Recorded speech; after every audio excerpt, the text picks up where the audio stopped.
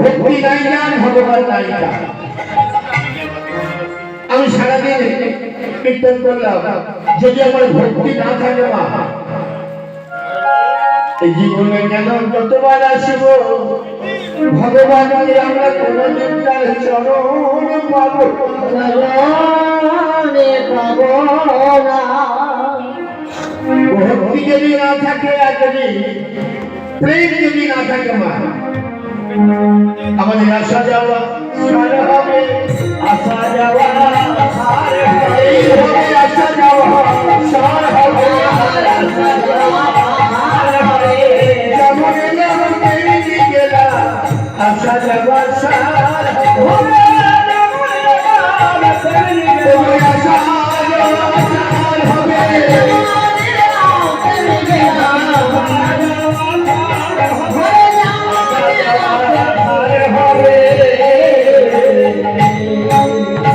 একটা ভক্তের কথা বলি মা, সে এত ভালোবাসেন ভগবানকে, তার নাম সবাই জানে।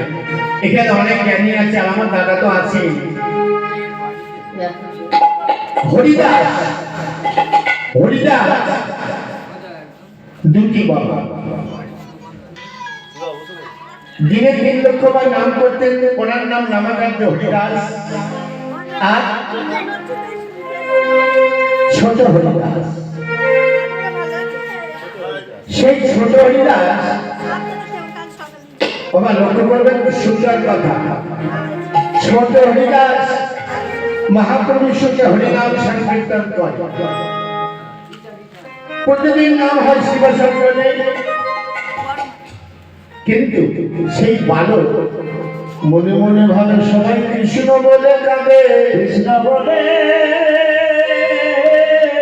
কাঁদে, সবাই মিলে পরিষদ হয়, পরিষদ হয়। আমার মনের ভেতরে এক বিন্দু বাড়ি ঝরে না, এক বিন্দু বাড়ি ঝরে না। এখানে হরিনাম হচ্ছে, সবাই কিন্তু কাঁদছে। ছোট্ট বালক সে কাঁদতে পারছে না, সবার বদল মানে দেখছে। তাই তো এবার কেমন নাম, যে নামে পরিষদ হয়, যে নাম করিলে বাড়ি ঝরে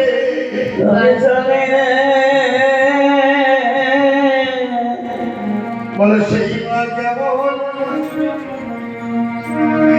নাম করিলে নয়নে পরিষদ হয়, নয়নে পরিষদ হয়।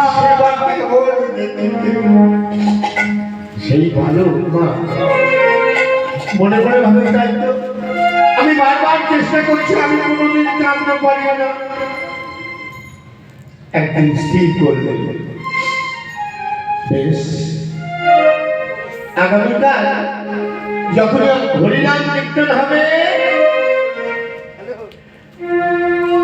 সেই বালক কি করেছে দেখুন মা, বাগানে পান গাছের মধ্যে একটি গাছ আর মা দেখেছিল, আপনার সবাই জানেন,